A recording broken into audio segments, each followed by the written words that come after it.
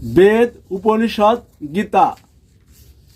গীতার দ্বিতীয় অধ্যায়ের 42, 43 ও 44 শ্লোকে বলা হইয়াছে যে, হে পার্থ, অল্প বুদ্ধি ব্যক্তিগণ বেদের কর্মকাণ্ডে স্বর্গ ফলাদি প্রকাশক প্রীতিকর বাক্যে অনুরক্ত। তারা বলে বেদুক্ত কাম্য কর্মাত্মক ধর্ম ভিন্ন আর কিছু ধর্ম নাই।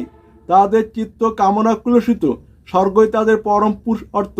তারা ভোগ ঐশ্বর্য লাভের উপায় স্বরূপ বিবিধ ক্রিয়াকলাপের প্রসঙ্গসূচক আপাত মনোরম বেদবাক্য বলিয়া থাকে।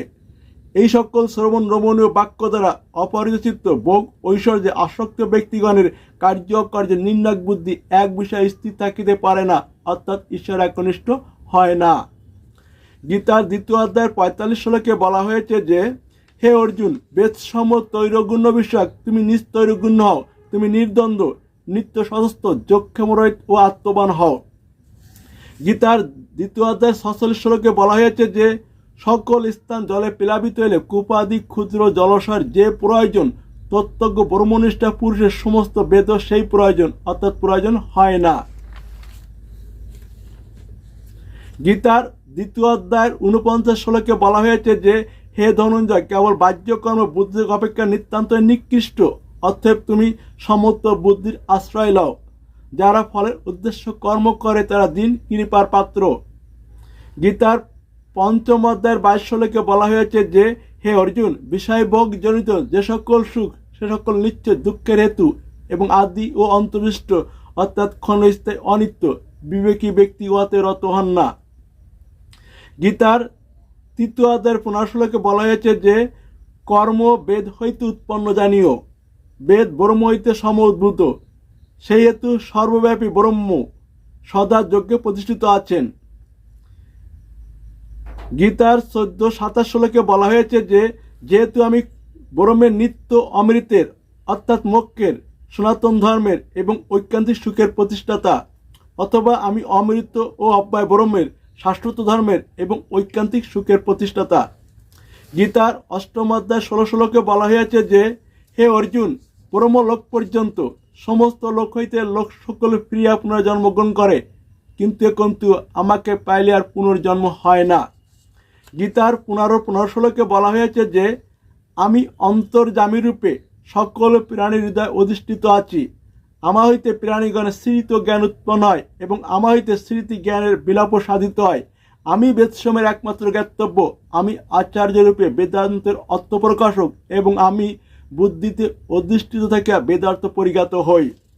গীতার 15-18 শ্লোকে বলা হয়েছে যে, যেহেতু আমি ক্ষরের অতীত এবং অক্ষরিত উত্তম, সেই হেতু আমি লোক ব্যবহারে এবং বেদে পুরুষোত্তম বলিয়া খ্যাত। গীতার 15-19 শ্লোকে বলা হয়েছে যে, হে ভারত, যিনি মোহমুক্ত হইয়া এভাবে আমাকে পুরুষোত্তম বলে জানিতে পারেন, তিনি সর্বজ্ঞন এবং সর্বত্রভাবে আমাকে ভজনা করেন।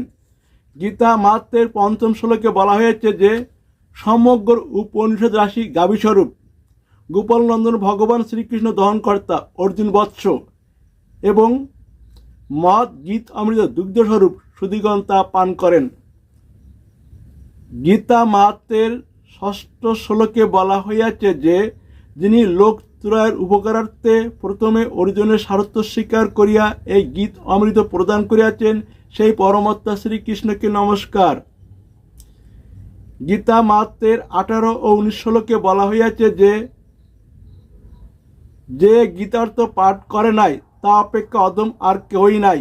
যে জ্ঞান গীতাসম্মত নয় তা আসুর জ্ঞান, তা নিষ্ফল, ধর্মরহিত এবং বেদ বেদান্ত বহির্ভূত।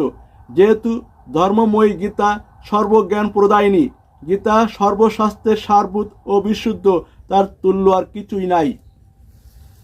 গীতা মাত্রের 70 শ্লোকে বলা হয়েছে যে, হে ভারত, চতুর্বর্ণ মধ্য মনুষ্যদেহ ধারণ করিয়া যে ব্যক্তি অমৃত রূপিণী গীতা পাঠ বা শ্রবণ করে না, সে প্রাপ্ত অমৃত হস্ত হইতে ফেলিয়া দিয়া বীজ ভক্ষণ করে।